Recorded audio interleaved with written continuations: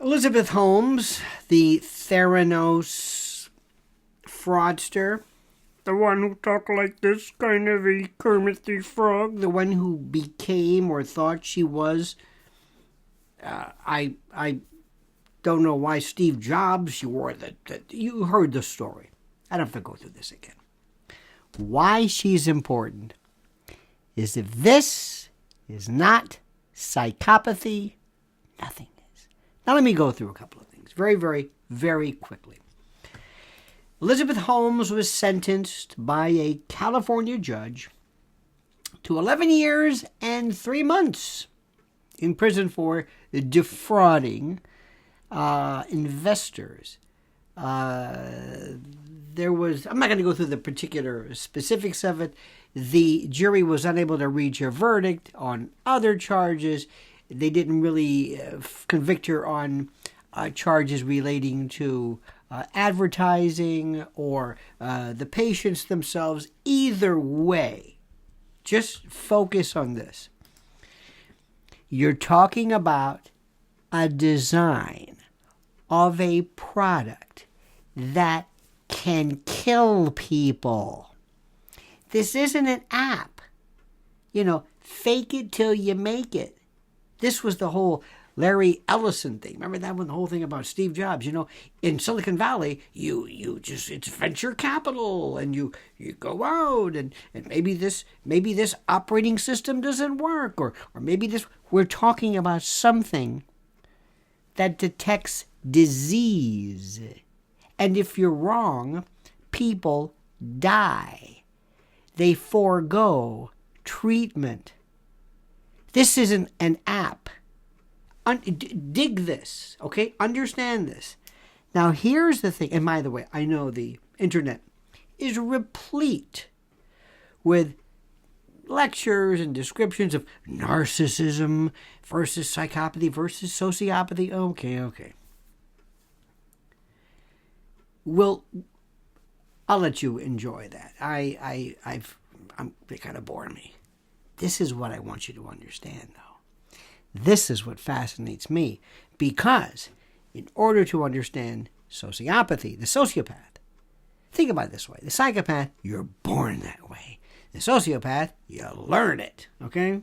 Sort of. Very simple. But here's the most important thing. I want you to imagine two parts of yourself. Your head and your heart. And how they're connected. When you look at something, you normally think of something in terms of consequence. Lying to somebody. If you lie to your wife or your spouse or your mother or a business partner, you lose faith, you disappoint them, you break their heart, you get caught, you go to prison, you put a connection, a consequence connection to it. Sometimes the consequence is very brutal. Do I get caught? Do I go to prison? But the other part is, does it mean anything to me? Do I have a feeling of compassion or humanity? Oh my God, that's a little kid, or it's going to ruin their Christmas, or it'll break her heart, or if I do this, my wife or husband, whoever, will find out. My kids will be destroyed. They'll never look at me the same way. You see what happens? Two things. One, consequence. If A, then B. And number two, if A, then B, but a connection. It means something. Now that heart part, the feel, that can be through situations, not the consequence per se, but the heart part, the feeling part. Wartime, training, habituation, being subjected to horrible effects that dull the senses, short circuit your ability to appreciate these things. That compassion part can be really messed with. You know, when they always talk about serial killers, they always talk about the big three. Remember? Enuresis, or bedwetting, teasing animals, and fires, lighting fires. But one of the things that will almost guarantee you something is going to go wrong is when you abuse and you hurt and you destroy a child. You destroy them. You subject them to the worst possible horrors. And that can affect the heart part, okay? So let's go back. Elizabeth Holmes, think about what she did. Think about this. This kills me. Imagine you're doing something where you're going to say, I want to be a billionaire, and I have a design for a machine that I'm telling people. Forget the fact you're looking at George Schultz and others, and you're looking at them, and you're pulling a con job. Even that I can live with. That's not so special. That's not really a psychopath per se. Might be, but listen, politicians do it. Businessmen do it. Lying is one thing. Remember, it's one thing if you're selling land. Land speculation is one thing. An app that doesn't work is another thing. Different things that don't work. Business deals that fall through. And you, through puffery and exaggeration, that's one thing. I dig that. But you're telling people, no, you don't have cancer. Don't worry. Forgo that treatment. Go on a vacation. Don't worry. You don't have diabetes. Or what's worse, maybe that you tell somebody you do.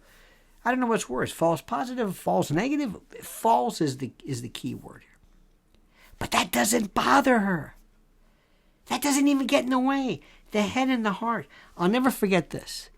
This is the one that kills me. To show you about these people. And again, I'm not a professional, but I'm a self-imposed expert. And on the internet, all you have to do is just say you're an expert, and you are. So I'm an expert. I'm kidding. But trial lawyer and been around courts and had some people that, through a lot of evaluations and being able to understand the notion of insanity for purposes of the McNaughton rule and legal defenses, I'm a little conversant with it. But anyway, two studies I want to share with you. One, they were doing some imaging. Brain imaging is wonderful. The reason why that's important is if you take an MRI or something of a brain, you get this picture. There it is. There's the brain. Great for tumors, but what part's firing? I don't know. But with imaging, with PET scanning and imaging and all this kind of stuff, fMRI, blah, blah, blah, you can see what parts. It's like an active scan, an image of the brain as it's working. What parts are firing? The orbital cortex, the pineal, the limbic system, the parietal, all right. And you can find out what parts are firing, what's happening, what parts are dead, what parts are cold. This part, James Fallon, not Jimmy Fallon, James Fallon is a wonderful piece about this dead blue, ice blue, directly behind the eyes, the orbital cortex of the psychopath. It's not there. It's not clicking. All right. So in this experiment, they told somebody, we're going to put this device on your finger. And at the count of 10, we're going to deliver an electric shock. Well, it turns out either there wasn't a shock or it wasn't that big of a deal. But for normal people, as it approached 10, you could see that part of their brain starting to fire. 1, 2, or what's worse, 10, 9. I think it backwards is worse. 7, 6. And they're anticipating consequence. And the parts of the brain that deal with, the cortical parts of the cortex, the cerebral cortex are firing to anticipate executive center. We understand what's happening. Psychopath, nothing. Didn't matter. Nothing happened. But this is the study. This is the one that I loved. I love this story. And when I say I love it, I don't love it, but I love it. Because it really explains it. Have you ever watched something, you're reading something, and you're so engrossed in it, you're fascinated by this. And maybe a mirror falls, or a clock on the wall, or something falls, and you don't even notice it because you're so engrossed in this. This is so fascinating. You don't even notice it. Versus you're watching a scary movie when you were a kid, and you're watching something and you're scared and you're, oh my God, you're transfixed, but not in a passive, very interested state of affairs. You're on the edge of your seat, waiting for this monster or whatever it is to occur. And then the thing falls off the wall, or there's a noise, and you jump about 30 feet because you're at that state of panic or what have you. Okay. They had people look at pictures of regular people, control groups, of horrible deaths up close and terrible pictures. And they were just horrified by it. And they would hit a noise, like a stadium horn, some noise, and they would jump. Psychopath, nothing. They were just engrossed. Why? The head and the heart were disconnected. The head knew what it was, but there was no reaction. It was interesting. There was no, in the case of this not a plethysmograph, but this electrode or whatever that was going to fire, he knew it. But the head and the heart were disconnected. There was no anticipation, no consequence. That's what these people are. That's the thing that is the most fascinating to me. And what's interesting is that if you understand how that works, you understand what humanity is. And you know when a beautiful, like a child shows compassion, sees another child crying, feels, is empathic, sympathetic. It's beautiful. Head and heart are connected. And then life sometimes can destroy that connection. Young men who go to war, people who see atrocities. And then you see Elizabeth Holmes, who never lets up. Now, I don't know whether she became pregnant during the course of this to perhaps engender some type of sympathy. I don't know. Is that beyond the realm of reason? No. Psychopaths also, by the way, or sociopaths as well. Remember, are you born with it or do you become it? Either way, they're not necessarily killers. They don't go out. I'm not suggesting that anybody's going to go out and, But you and I, the first time we found out, the first time we were involved in a device that's supposed to detect cancer, and not only that, look at the people who fell for it, Walgreens and George Schultz, and just a variable who was paying attention to this.